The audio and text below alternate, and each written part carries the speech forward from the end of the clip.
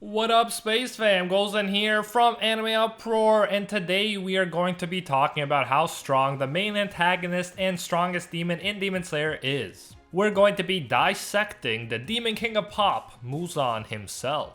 If you like seeing Demon Slayer videos on this channel and want to keep them coming, the best thing you can do is smash that like button and share this video with a friend. If you haven't, be sure to subscribe, and this is crucial, hit that notification bell, because if you don't, you will miss future Demon Slayer videos. You can also follow AnimeUproar Audio on Spotify, iTunes, or wherever else you listen to podcasts if you want to get early access to all of our content, including our weekly Demon Slayer chapter reviews. I also want to give a big thank you to our patrons who help make videos like this one possible. More on those amazing people later. Keep in mind, there will be manga spoilers in this video. We are going to be looking at all the relevant evidence in order to determine exactly how strong Muzan is. You've been warned. Now without further ado, let's jump into it. Muzan became the first demon over 1,000 years ago, and he's been able to turn humans into demons ever since. He usually looks physically about 30 years old. However, he has recently been affected by an aging poison that's added over 9,000 years to his 1,000 years, making him over 10,000 years old in another sense. So yeah, aging is a tricky business when it comes to this guy.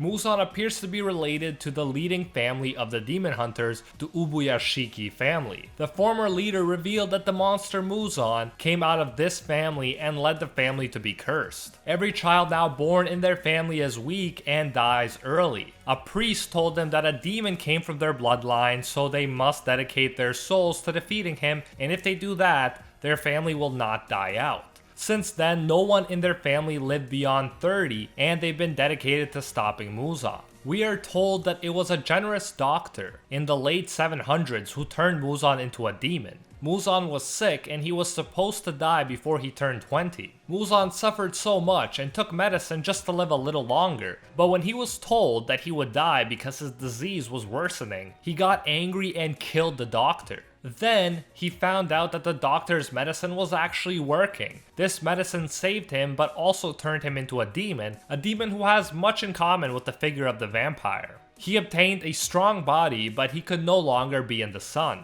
The sun was deadly to him. He craved human flesh and began eating people in order to keep his seemingly immortal life going. He hated the fact that he couldn't go out in the sun though. He wanted a body that could survive the sunlight. The doctor had used a medicine known as blue spider lily, but Muzan had no idea where he could find it. He wished that he didn't kill the doctor, who had not yet perfected the medicine he had given to Muzan. Muzan messed up by killing the doctor, and he was frustrated because he traveled all over Japan and couldn't find any blue spider lilies. His goal has always been the attainment of the perfect immortal body, so he needed to find a way to withstand the sun. He created a lot of demons in the hopes that one would conquer the sun, and eventually Nezuko did. In theory, if Muzan now consumes Nezuko, he can become immune to the sun and become, in his view, a perfect, unkillable being. Before we get into what that would mean exactly, let's look at some of Muzan's most important fights to get a sense of his power currently.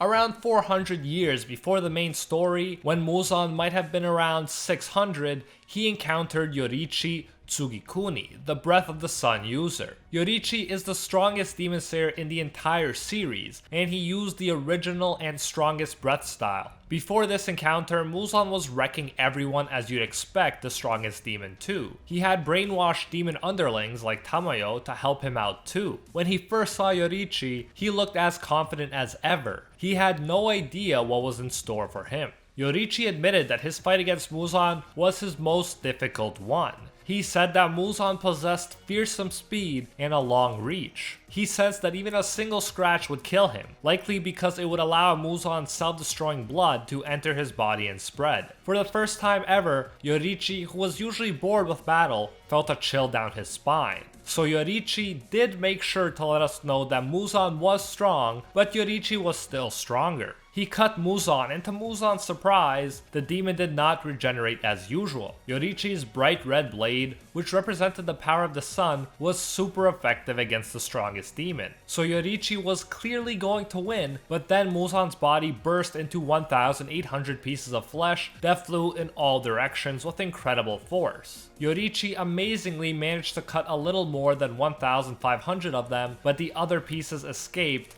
and recombined. Together, the pieces were the size of a human head, and Muzan was able to regenerate from that. Muzan made sure to never show himself again in front of Yoriichi. Yoriichi scared Muzan psychologically with his insane level of skill, but he still couldn't finish Muzan off in his lifetime. So Yoriichi was definitely stronger than Muzan, but Muzan easily appears to be the second strongest character in the series. The only reason that the Demon Slayers, including Tanjiro, were not finished off sooner by Muzan is because of Tamayo's and Shinobu's aging poison that's been significantly slowing down Muzan. Muzan in theory could have gotten stronger in the 400 years since Yoriichi's defeat, but right now, because of the aging potion, he's definitely weaker and slower than he was back then when he fought Yoriichi. Still though, even in a weakened state, he gave what appeared to be very serious injuries to the pillars. He created upper moons that the strongest Demon Slayers had to work together in order to barely defeat. In chapter 194, Tanjiro and Iguro are struggling to keep up in a 2-to-1 fight. They're doing their best to stall Muzan until dawn because their only hope of killing him is the sun. So Muzan is the second strongest character in the series, and he created a lot of other demons that would make it in a top 10 strongest Demon Slayer characters list, like Kokushibo, Doma, and Akaza. However, he is currently getting weaker and weaker because of the aging potion.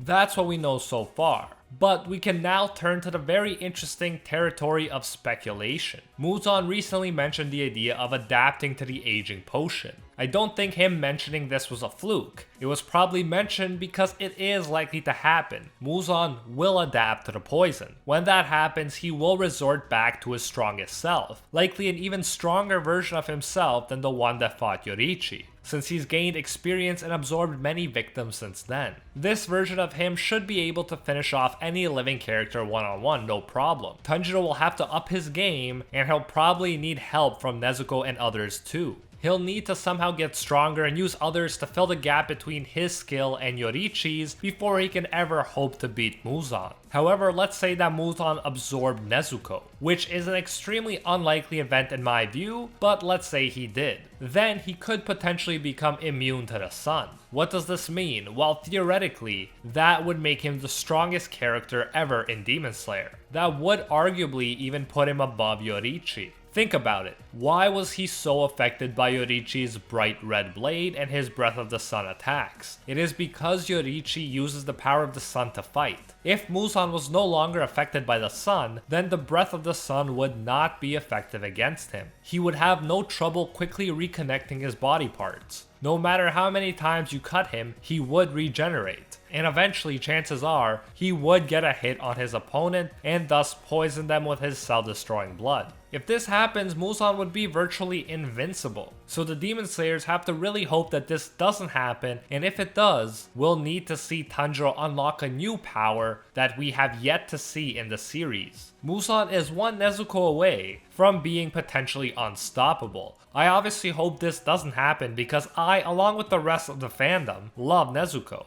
But if somehow it did happen, that would be absolutely crazy. In order to defeat Muzan, Tanjiro would have to even surpass Yoriichi. It would definitely make for an epic and emotional final battle. We'll have to wait and see what happens, but that's how strong Muzan is and how strong he could potentially become. And that is it for today's video. Thank you so much for watching. Let me know if you think Muzan is going to become immune to the sun before this series is over, or if he'll be stopped before that happens. Will the mangaka actually let him get to full power? If you enjoyed these Demon Slayer videos and want to keep them coming, the best thing you can do is smash that like button and share this video with a friend. If you haven't, be sure to subscribe, and this is crucial, hit that notification bell or else you will miss future Demon Slayer videos. Remember that you can listen to these Demon Slayer videos and reviews before they're uploaded on YouTube if you follow AnimeUproar Audio on Spotify, iTunes, or wherever else you listen to podcasts. A special thank you goes out to our patrons over on Patreon who help us survive YouTube issues news and who help make videos like this one possible. First and foremost, I want to thank our The One Tier patrons, the ones who stand atop all clans: Steven Ingrata,